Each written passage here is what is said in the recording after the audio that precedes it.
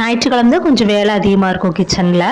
அந்த ஒரு நாள் நம்ம ரெஸ்ட் எடுக்கலான்னு பார்த்தாலும் நம்மளுக்கு மனசு கேட்காது. குட்டீஸுக்கு வாரத்தில் ஒரு நாள் நான்வெஜ் சமைச்சு கொடுக்கலாம் அப்படின்னு தோணும். மட்டன் குழம்புக்கு தேவையான மசாலா எல்லாமே தனியாக வறுத்து எடுத்துட்டு இன்னொரு கடாயில் பார்த்தீங்கன்னா சின்ன வெங்காயம், 2 தக்காளி, சின்ன தக்காளி, இஞ்சி பூண்டு எல்லாமே வணக்கிட்டு அரைச்சி வச்ச பவுடரையும் சேர்த்து நல்லா வணக்கி விட்டுட்டு இந்த மாதிரி வணங்குற டைமில் பச்சை வாசம் எல்லாமே இருக்கும். விறகடுப்பில் செஞ்சோம்னா கொஞ்சம் லேட் ஆயிரும் அப்படிங்கிறனால குக்கர்லேயே வச்சுட்டு மட்டன் குழம்பு காலையில் ஒரு வேளை வச்சாலே நைட்டு வரைக்கும் எங்கள் வீட்டில் மட்டன் குழம்பு வச்சுக்குவோம். காலையில் இட்லி தோசைக்கு, மதிய சாப்பாட்டுக்கு, நைட்டு இட்லி தோசைக்கு ஊற்றிக்கலாம் அப்படின்னு சொல்லிட்டு கொஞ்சம் எக்ஸ்ட்ராவே வச்சு விட்டுட்டேன். காலையில் ரொம்ப சிம்பிளாக குழம்பு வச்சு முடிச்சாச்சுங்க. 3 நேரம் குழம்பு ரெடி ஆயிடுச்சு. குட்டீஸுக்கு எறும்பு படம் போட்டு விட்டுருந்தோம். கொஞ்ச நேரம் குட்டீஸுகளோட டிவி பார்த்துட்டு இருந்தோம். படமும் நல்லா இருந்துச்சு. டிவியில் அந்த படம் இந்த படம் பார்க்குற நேரம் நம்மளே செலக்டிவாக ஒரு 15 நாளைக்கு ஒருக்க நல்ல படங்கள் போட்டு காமிச்சிட்டோம்னா அவங்களும் சாட்டிஸ்ஃபைடாக பார்ப்பாங்க.